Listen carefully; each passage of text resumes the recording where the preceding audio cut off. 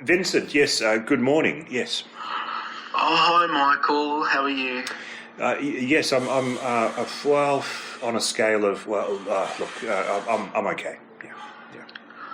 Oh, that's good. Well, I just wanted to say it's great to talk to you after all this time. Yes. And thanks for being so understanding since, when I had the diagnosis and I was told not to talk. And I just thought, how are we going to continue therapy? And you were so understanding of it. And I thought your suggestion of keeping the therapy going with letters was fantastic. And it really got me through this difficult period of not being able to talk. Because every week I would wait and wait for these beautifully written letters that you would send me. It was like Jane Austen was sending me letters. Yeah, yes. Well. So my recommendation was actually for you to now that you for that brief period that you weren't able to talk, is for you to maybe learn the skill of listening.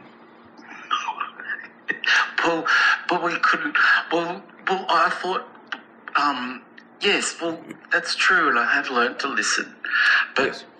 The letters that you kept writing, and I'd wait every week you would send a letter, I would send a letter back saying, this is what was wrong, how I was feeling, and then you would write pages and pages of just this beautiful prose, sort of like Jane Austen. It was it was wonderful. It was prosaic. And I don't know if you know this, but I have actually been trying to discover my female voice. Yes. I thought you found it through letter writing, yes. And I thought it was very inspiring for me, because I ended up, I sort of got rid of all my screens. I didn't look at my phone because I didn't need it. I started writing you letters. I took to writing you letters with a quill by candlelight. And I thought that was really wonderful. Yes. And the only hiccup was Australia Post, really, because they were so unreliable. Yes. But I thought your suggestion of using the carrier pigeons was inspired. Yes, it's not always reliable. I don't know if it's more or less reliable than Australia Post, but the jury's out on that one. Yes.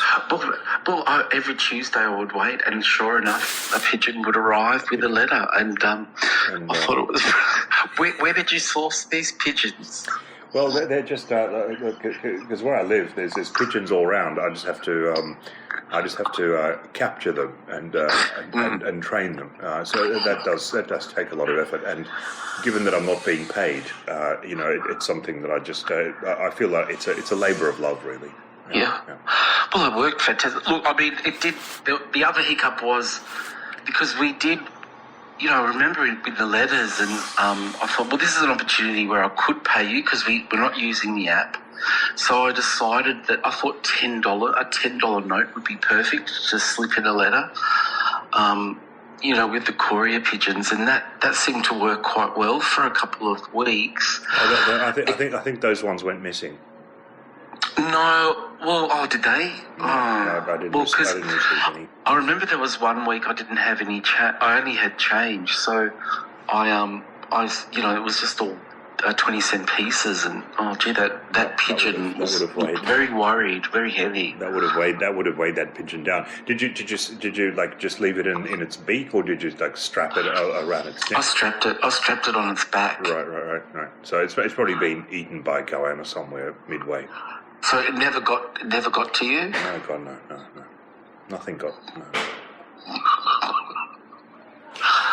Oh well. But listen, we really should. But look, I appreciate all that, and it's. But we really should. I've got some. I've got some news. Yes. So I've been chatting to Michael, and. Oh yeah. And he's, Michael, and he's been promoted, and the reason he's been so hard to get a hold of, and I only realised this having spoken to him, is that he's and the whole thing's very volunteer based, because it's all amateurs, no one gets paid, it's all very much like I am with you, but he's been promoted from my supervisor to my hypervisor. Oh, yeah. And so this and that I think that kind of elevates me in a sense, although I'm still a trainee. But we're in serious discussions about your status as an applicant, or is it supplicant? No, applicant. Yes. Applicant. That's right, applicant. yes. And he said he's making very, very good progress on your behalf. Oh, that's good. Well, that makes me feel very reassured about the steps forward. Yes, indeed, and so it should. And the other thing is, I've because I have some time on hands. I've branched out a little bit into other. Well, I mean, there's modalities obviously, but I've branched out. I've taken up a course of study in coaching. Oh, yes, and the horses and stuff like that. Well, no. Love and marriage and all that. But no. Well, I thought the Jane Austen thing, you were keeping that going. No. Coaching is more along kind of the workplace thing, which because given that you've been, yes. I thought, well, given that Vincent has been striking all this time and has had all this conflict at work, and how can I help? Obviously, there's anxiety and things like that, but there's obviously some stuff going on with I need to be hard, and I've gone back over my notes, and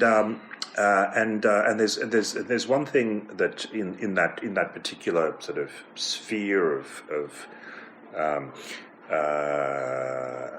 help, I guess. It's not a modality, but it's something that they were really focused on, which I thought was really interesting. I thought we could explore that. Yes. And it's I'm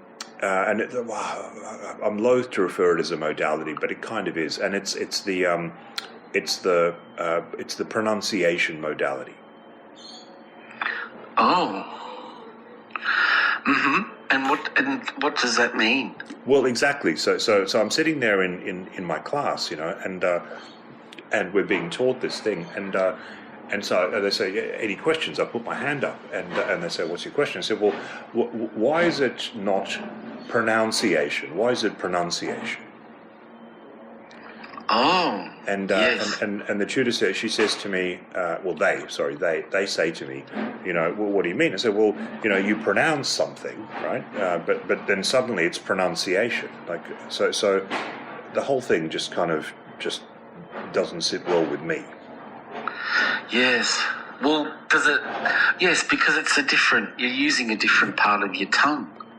Well, there's that obviously, but it just and the tutor had nothing to say. In fact, she told me to leave. Oh, really? Yeah, it was terrible.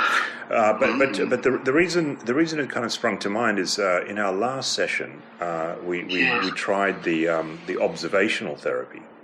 Yes. And the pronunciation modality is actually quite closely linked. In fact, it derives from the semantic modality. But again, and this is in the kind of coaching, but they overlap. It doesn't matter.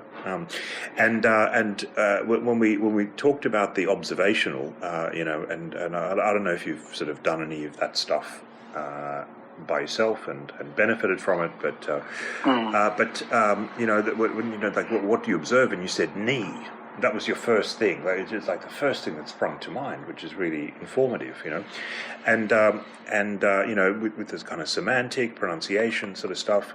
And the first thing I thought of was needs, and I thought, I'm not sure if Vincent really understands the difference between needs and wants. Yes.